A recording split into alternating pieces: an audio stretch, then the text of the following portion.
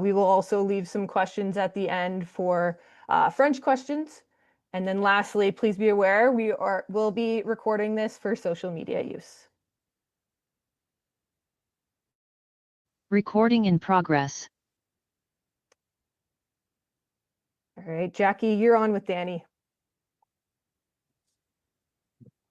Hey, Danny. I was just wondering kind of what was the process. This has been a trade that's been rumored to be happening for a while now. I guess just why now? What was kind of the process leading into today?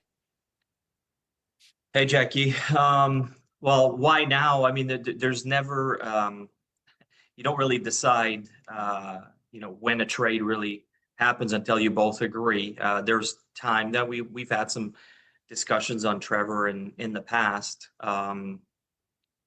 There's times where it wasn't feasible on our end, and some of the times, or most of the time, is probably Anaheim not willing to let go of him. So we just got to a point where the timing was right for both teams, and it made sense this morning to do it. Jackie, any follow-up question? Yeah, I just have one follow-up. There's obviously been a lot of talk about, he's a center or a wing. How do you project him with the Flyers? Well, that'll be more a question for Rick Tocchet. He's going to decide where he fits best and what we have. So, we hope he can, help in the center position, because that's obviously an area that we could improve. But at the same time, if Rick decides that he's better suited on the wing and there's other guys that play better in the middle, he's going to decide. But we certainly hope that he can help fill the void in the middle. Adam Kimmelman, you're on with Danny. Hey, Danny. Just curious, Zegras had some injury issues the last couple of years. What was the medical report that you guys got on him ahead of making the move today? Everything was cleared. Nothing to worry about. Nothing that could be an issue moving forward with him. Yeah, like I said, there's no issue on that part. Adam, any follow-up? Yeah, just one. He's got a couple of friends here, Jamie Drysdale for sure, and Cam York, assuming he's back. How much did you kind of touch base with those guys to get their vibe on what Trevor could bring, and just wondering if they had any input, either way on what you guys did today? Well, we're very close to our players. We talk to them constantly. We always try to get news on some of the players they know around the league, and we've talked about them, along just a normal conversation that we've had, in the last year. That's any of us that are downstairs. Sometimes it's Jonesy, sometimes it's the coaches. We'll just check in with different guys around the league, get their thoughts, get how they feel about certain guys. It's always helpful to get input from the players, because they play against each other. They know, going in the corner, battling against someone who's tough, who has a second, third, fourth effort, who's annoying to play against. So we're constantly asking our players about other players on the league. It's sometimes, there's questions that are a little bit more pointed. They don't even realize really. We're just asking about some of the players they knew. We were well aware that Jamie and Cam York played with him as well, and we're close. But we never came out directly and asked them, if their friend was available or anything like that. Thanks. Kevin Kurz, you're on with Danny. Hey, Danny. Pat Verbeek was saying that Trevor had a desire to play center again. I assume you've talked to Trevor by now. Do you get the sense that he wants to play center? He wants to try it out, and because obviously you look at his career, most of his production in the early part of his career came when he was a center. Yeah, I did talk to Trevor. We didn't dive into his playing time, his ice time, or where he's going to play or anything like that yet. Look, it's not a secret. We're thin in the middle, and hopefully he can, help us out.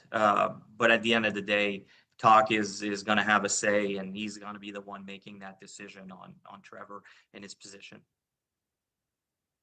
Charlie O'Connor, you're on with Danny. Hey Danny, it's pretty clear over the last couple of years that Trevor's production has dipped. He dealt with some injuries as well, but from your perspective, what explains that drop off from where he was a few seasons back, and why wasn't it something that you were concerned about enough not to take the plunge here? Well, that's why he was available in the first place. Top six talent are very rarely available around the NHL. We felt that was a risk worth taking for us. We've seen him in the past. He had those really good seasons at 20 and 21 years old. Now I'm not sure. Yes, injuries were a factor the last couple of years. Other than that, it's tough for us to tell on the outside. We're not in the room. We're not with the coaching staff, with the other players. Sometimes it could be chemistry as well. So I'm not too sure. We feel good about it because of what he's shown in the past, and we hope he can, find that magic again and take it to another level. Jordan Hall, you're on with Danny. Hi, Danny. Just how important was it, Danny, to not lose any of your first round picks this summer in the trade? And do you like Trevor's contract as well? I know he's in a contract year coming up, and there's no real super long-term commitment yet. Yeah, obviously the first round picks for us were a no-go from the start. We spent a lot of time and a lot of frustration acquiring those first round picks. So we're trying to be extra careful with that. And as far as Trevor, time will tell where he can take his game. Kevin, you're back with Danny. Yeah, Danny, obviously you surrendered a good player in Ryan Paling, who was, looked like he had developed into a pretty good depth guy. When you look at the fourth line center position, is that something you expect to be filled internally by, the Carson Dorwarts and Gaucher and some of these other, or even Jet Luchenko that are in the organization? Yeah, there's possibilities internally, but we're also going to look on the outside. We'll see on free agency day or on the trade front if there's anything that makes sense. Yes, losing Ryan wasn't easy. He's a good bottom six player that was very serviceable for us the last couple of years. Really well liked in the room too. So we're aware of that, but the chance to acquire a top six player, made the difference in this case, unfortunately. And you've got to give something up to get those guys. So internally, you mentioned Jet Luchenko, you mentioned Dorwart. There's Abels that played a few games last year for us. There's also Gaucher that we signed to an NHL deal that played a few games last year that keeps getting better and better. So, there's option internally as well, but we're going to keep looking. Charlie, you're back with Danny. Hey Danny. So it's obviously one of the big storylines going into this offseason was the weakness of you guys down the middle, both in the short term and the long term. After this trade, do you still see it as a weakness that needs to be addressed? Is this, more or less going to be your answer to the center position? And I'm talking both about, the upcoming draft, obviously, but also the rest of the offseason.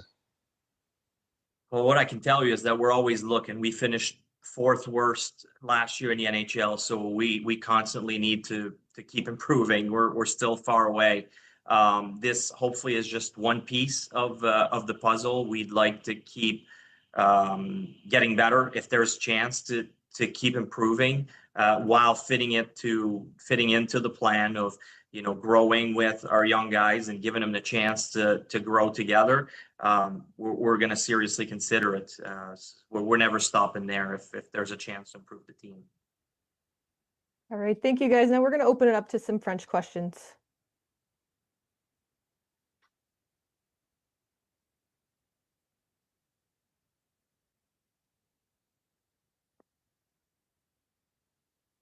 Gabriel, you're on with Danny. Bonjour Daniel, tu m'entends bien? Oui. Salut, Gabriel. Daniel, parle-moi un peu de l'acquisition de Trevor Zegras. Tu as mentionné là, en anglais que pour vous, c'est important d'aller chercher un attaquant top 6. À quel point Trevor vient combler là, un besoin et peut-être vos besoins pour l'entre-saison chez les Flyers? On espère que Trevor Zegras va venir nous aider dans notre top 6. C'était un coin où on voulait s'améliorer. Malheureusement, il faut lui payer un certain prix. Dans le cas de Ryan Poehling, il va nous manquer, c'est sûr. Mais la chance d'acquérir un joueur là, qui joue dans le top 6, de notre côté, on pensait que ça en valait la peine de prendre ce risque-là à ce moment de sa carrière. Il est quand même encore assez jeune, à 24 ans. Il peut grandir avec nos jeunes joueurs. Puis on espère qu'il va retrouver là, la magie qu'il avait à ses 20-21 ans. Il a eu à dealer avec beaucoup de blessures et de toutes sortes d'affaires dans sa vie là, les 2 dernières années. Fait qu'on espère là, que les choses vont se replacer pour lui puis qu'il va devenir encore une fois un attaquant de premier plan.